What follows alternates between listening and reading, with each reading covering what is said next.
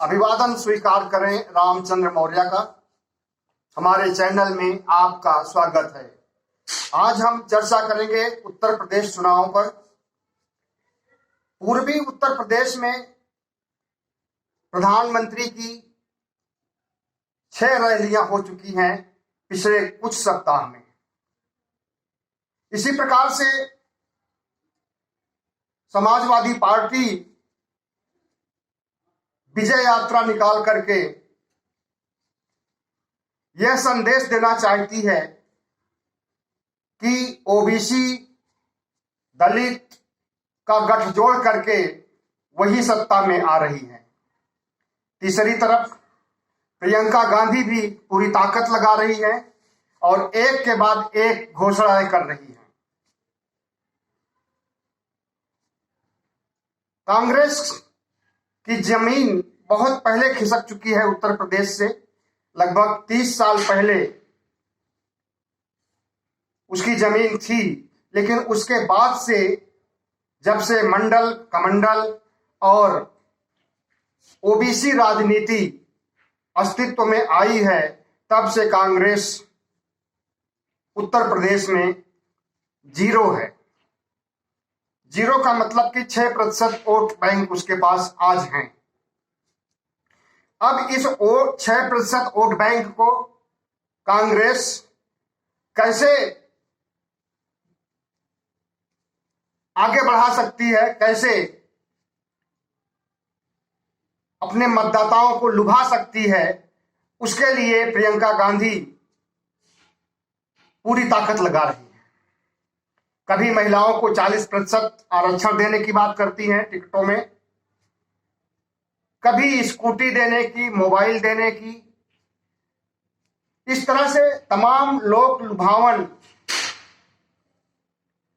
नारों की शुरुआत हो गई है, न सिर्फ कांग्रेस की तरफ से बल्कि अन्य 2 पार्टियां जो खास रूप से आमने सामने हैं, भारतीय जनता पार्टी और समाजवादी पार्टी। देखने की बात है कि इन तीनों पार्टियों में कौन आगे निकलता है और किसको उत्तर प्रदेश का सिंहासन मिलता है। रही चौथी पार्टी बहुजन समाज पार्टी, अब वो 4थे नंबर पर हो गई है, 3रे नंबर पर कांग्रेस आ गई है। और बहुजन समाज पार्टी के बारे में जो परसेप्शन लोगों ने बनाया है वो सही ही बनाया है कि वो भारतीय जनता पार्टी की बी टीम के रूप में काम कर रही है। और अगर भारतीय जनता पार्टी सत्ता तक पहुंचते पहुंचते रुक जाती है तो वहां पर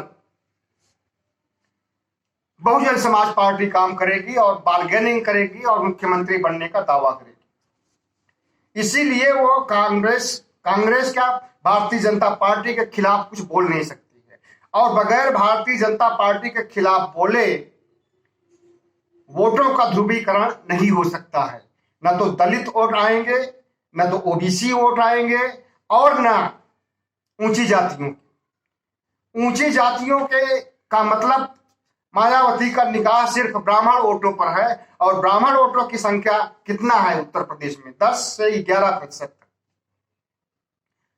10 से 11% तक वोटों के लिए मायावती 21-22% का वोट जो दलितों का है और जो 54% वोट ओबीसी का है उसको खो रही है।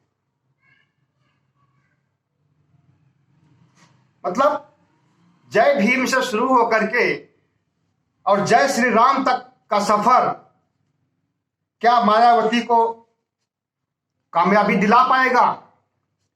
क्या मायावती की सोच इतनी बदल जाएगी कि कांसी राम की उत्तराधिकारी के रूप में उन्हें कभी याद किया जाएगा?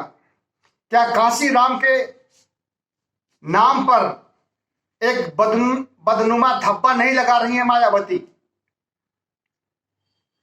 अब ये किस मजबूरी में ऐसा कर रही हैं?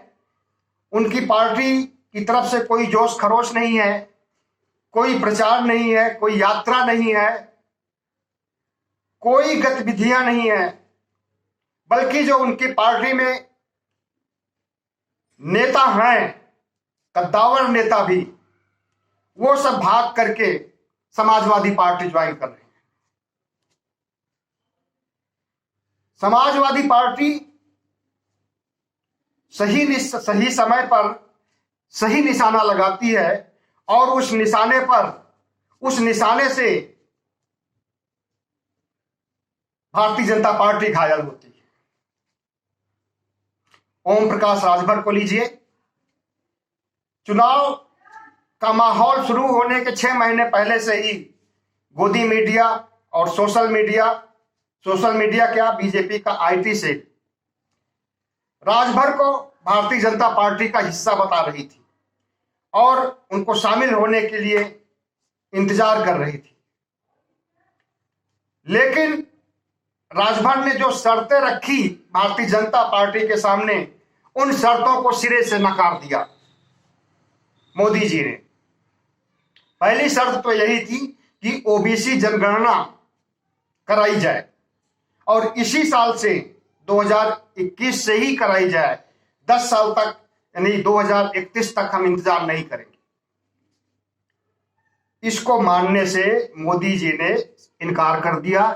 संसद में और सुप्रीम कोर्ट तक में उन्होंने हलफनामा दे करके इसकी त्रुटियों, इसके तकनीकी पक्ष को असंभव बताते हुए ओबीसी जनगणना से इनकार कर दिया। और ओबीसी का प्रश्न ही उत्तर प्रदेश के चुनाव में बहुत बड़ा प्रश्न है। इस बात से सब कोई वाकिफ है कि अगर ओबीसी वोट जिधर मुड़ेगा उसी के हाथ सिंहासन लगेगा, उत्तर प्रदेश का तख्तताज। और इस ओबीसी ब्रह्मास्त्र को भारतीय जनता पार्टी ने जिस ढंग से ठुकराया है, इसका नुकसान, इसका खामियाजा उसे भुगतना पड़ेगा। क्योंकि समाजवादी पार्टी जिस रूप में ओबीसी मसले को लेकर के सड़क पर उतरी है और पुरजोर ताकत लगा रही है और मोदी को तथा भारतीय जनता पार्टी की केंद्र की सरकार को कटघरे में खड़ा कर रही है, इससे ओबीसी समाज लामबंद हो रहा है। और ओबीसी समाज को पता चल गया कि उसके असली हितैषी कौन है। हम नहीं कहते कि हम किसी पार्टी से कोई ताल्लुक नहीं रखते हैं, न तो समाजवादी पार्टी से, न बहुजन समाज पार्टी से, न कांग्रेस से और न बीजेपी से। एक तटस्थ विवेचना करते हैं, सबकी समीक्षा करते हैं, इससे ज्यादा कुछ नहीं है। लेकिन अगर कोई पार्टी आगे बढ़ रही है तो उसे आगे बताने में हमें रंच मात्र भी संकोच नहीं होगा। और बेशक उत्तर प्रदेश में अभी के देखते हुए अगर आकलन किया जाए तो यह कहा जा सकता है कि समाजवादी पार्टी सत्ता में आ रही है। आगे क्या होगा, अभी लगभग 3 महीने बाकी हैं। ऊंट किस करवट बैठेगा नहीं कहा जा सकता, लेकिन अभी के देखते हुए यही कहा जा सकता है कि भारतीय जनता पार्टी फिर से रामराज नहीं ला पाएगी, कमल नहीं खिला पाएगी उत्तर प्रदेश में। ऐसा इसलिए भी कहा जा सकता है कि उत्तर प्रदेश में कई सालों से, हमें तो पता भी नहीं है कि कभी कोई सरकार रिपीट हुई हो, बहुत सालों से जो पार्टी सत्ता में होती है उससे इतनी उम्मीदें होती हैं, इतनी अपेक्षाएं होती हैं कि वो अपनी अपेक्षाओं पर, उम्मीदों पर वो खरी नहीं उतर पाती है और उसको रुखसत कर देती है अगले चुनाव में। भारतीय जनता पार्टी का यही हाल है। कोरोना महामारी से कितनी लाखों मौतें, और उन लाखों मौतों के बीच में प्रधानमंत्री जाकर के बड़बोलापन दिखाते हैं कि 9 मेडिकल कॉलेज बना दिया हमने और अब उत्तर प्रदेश में लोग मियादी बुखार या और साधारण बुखार से भी मौतें नहीं होंगी। डॉक्टरों का, अस्पतालों का हब बन गया है उत्तर प्रदेश। हम समझ रहे हैं कि प्रधानमंत्री जी का यह बयान है या कोरोना से हुई मौतों के परिजनों के ऊपर प्रहार है। अभी उनका घाव भरा नहीं है, अभी कोरोना पीड़ितों, मृतकों का घाव का धुआं उड़ रहा है चिता से, लेकिन प्रधानमंत्री जी बड़बोलेपन से बाज नहीं आते हैं कि अब बुखार से भी मौतें नहीं होंगी। जबकि असलियत यह है कि अभी भी कोरोना वायरस का अंत नहीं हुआ है और हर रोज एक चौंकाने वाले आंकड़े मरने के भी और पीड़ित होने के भी आते रहते हैं।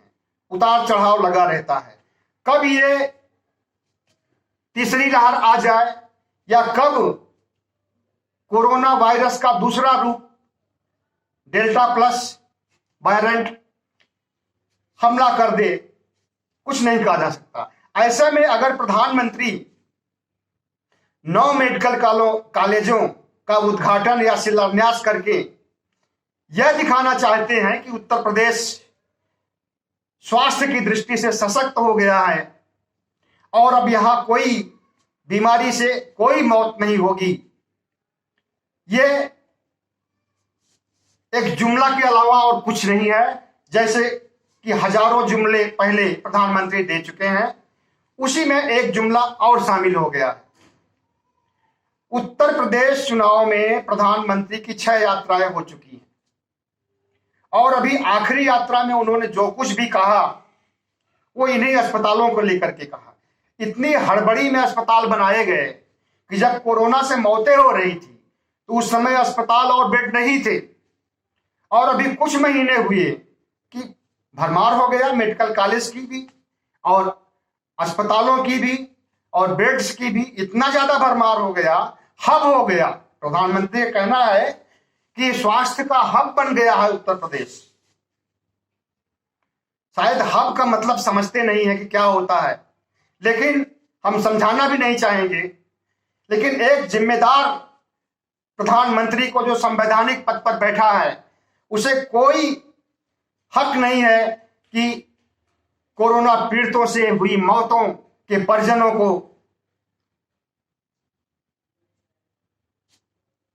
आंखों से आंसू पोंछने के बजाय उसे मेडिकल हब की बात की जा रही है। कौन विश्वास करेगा? कोई भी मतदाता नहीं विश्वास करेगा इस चीज का कि उत्तर प्रदेश 9 मेडिकल कॉलेजों की वजह से हब बन चुका है। यहां पर तो एम्स भी बहुत से खोले गए थे उत्तर प्रदेश में। क्या हासिल हुआ उनका? कितना इलाज हुआ वहां पर? किस स्थिति में है वो? लेकिन अब जब चुनाव का मौसम आ गया है तो सच झूठ कुछ न देख करके प्रधानमंत्री और योगी जी असल में बौखलाए हुए हैं। अपनी नाकामियों और समाजवादी पार्टी की उपलब्धियों से उनके अंदर खलबली मची है, और खलबली की सिर्फ यही वजह नहीं है बल्कि दूसरी वजह भी है कि उन्होंने एक गुप्त जनगणना क्या वोट के लिए सर्वे करवाया है कि किसके पक्ष में कितना वोट जाएगा, कितनी सीटें आएंगी, और उसमें इनके गुप्त सर्वे से पता चला है कि 50 से ज्यादा सीटें भारतीय जनता पार्टी को नहीं मिलने वाली है। इसलिए भारतीय जनता पार्टी में खलबली मचना और बेतुके बयान देना शुरू कर दिया है। अब इनके पास सिर्फ हिंदू मुस्लिम का कार्ड बचा है, न तो विकास का कोई रास्ता है कि उस पर यह कह सके कि मैंने ये उपलब्धियां हासिल की हैं, और न रोजगार का, न तो कोरोना से हुई मौतों का मलहम लगाने का इनके पास कोई आधार है या इनकी इच्छा शक्ति है। ऐसा भी नहीं है। आधार तो बन सकता है पैसे भी आ सकते हैं, लेकिन उसके लिए इच्छा शक्ति होनी चाहिए। सुप्रीम कोर्ट ने उत्तर प्रदेश सरकार को और मोदी सरकार को निर्देश दिया था कि कोरोना पीड़ितों और उनके परिजनों जिनकी मृत्यु हुई है, मृतकों के परिजनों को एक सहायता राशि दी जाए। उस सहायता राशि का आज तक पता नहीं चला है। अभी थोड़ा दिन पहले सुनने में आया था कि कोरोना से मरे हुए लोगों को 50,000 रुपए उनके परिजनों को दिया जाएगा, लेकिन बात आई और गई, अस्तित्व में कुछ भी नहीं। हमने डीएम कार्यालय गाजियाबाद से पता किया था, तो पता चला कि अभी ऐसी कोई योजना नहीं है कि कोरोना से मरे हुए व्यक्तियों के परिजनों को कोई सहायता राशि दी जाएगी।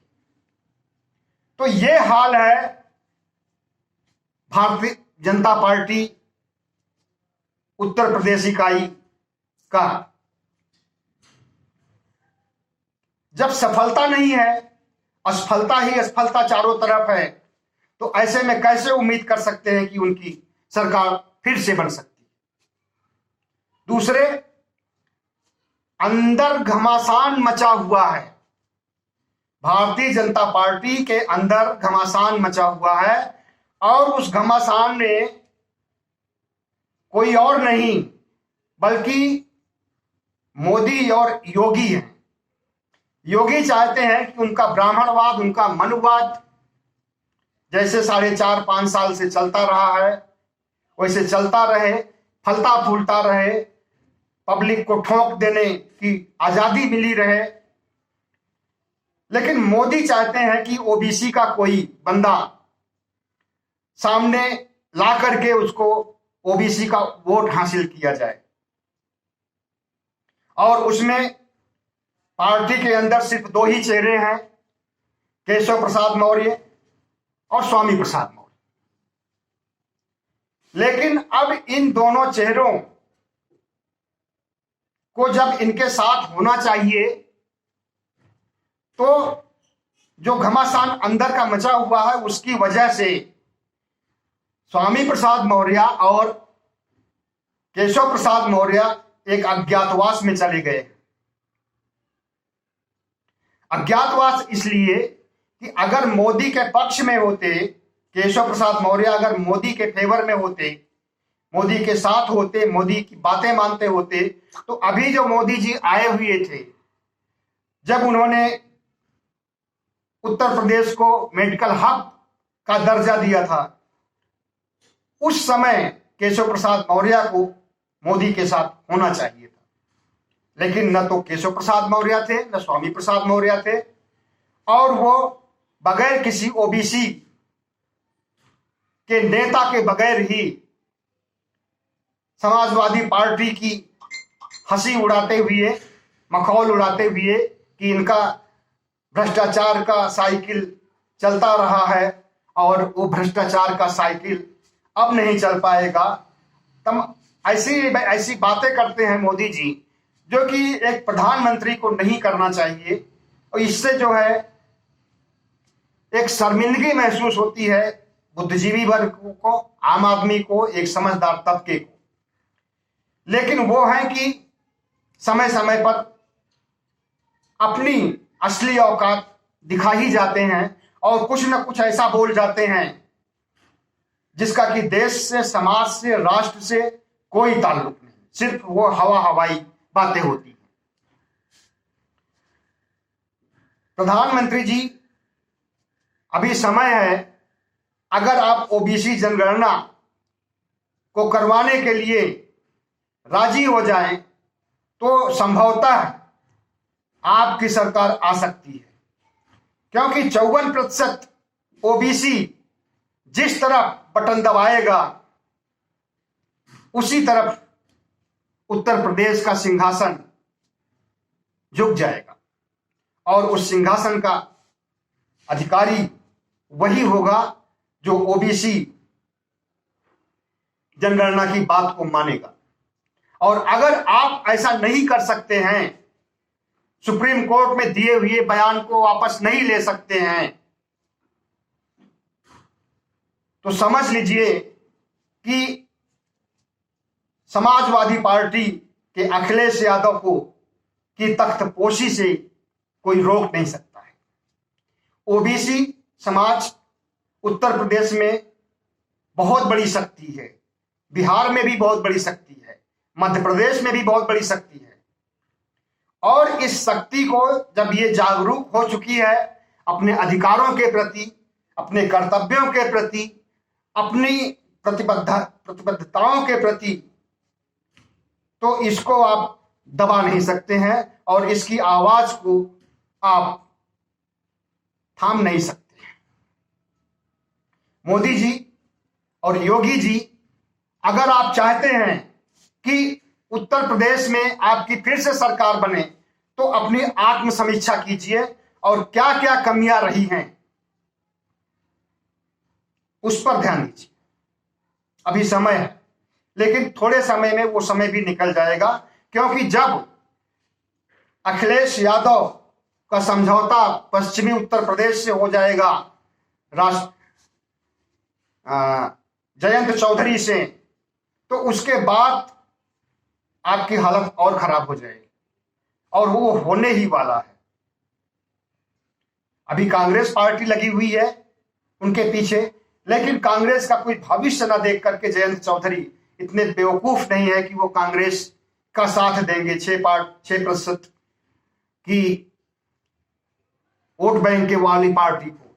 इसलिए अगर आप उनको पटा लेते हैं तो पूरा पश्चिमी उत्तर प्रदेश का किसान बेल्ट का वोट आपकी झोली में आ सकता है। और अगर इसमें आप फिसड्डी साबित होते हैं तो एक बहुत बड़ी भूल करेंगे अपने राजनीतिक जीवन में। रही बात बसपा प्रमुख मायावती की, तो उनकी तो राजनीति ही समझ में नहीं आ रही है। हर पार्टियां प्रचार कर रही हैं और हर पार्टियां मुखर हैं, यात्राएं कर रही हैं, अपनी ताकत बढ़ा रही हैं, अपने को छोटी पार्टियों से या अति पिछड़े नेताओं से जोड़ रही हैं। ऐसे में वो शांत बैठी हुई, कोई घटनाक्रम आता है तो उस पर ट्वीट कर देती हैं। बाकी भले ही दलित पर अत्याचार हो, इससे उनका कोई मतलब नहीं। अरुण वाल्मीकि के साथ क्या हुआ सबको पता है। उसको पुलिस वालों ने पकड़ करके, जबकि पुलिस का ही काम करता था, उन्हीं की सेवा करता था, पुलिस थाने की ही सफाई करता था, उसको उठा लिया और जबरन उसके मुंह से उगलवाने के लिए कि हाँ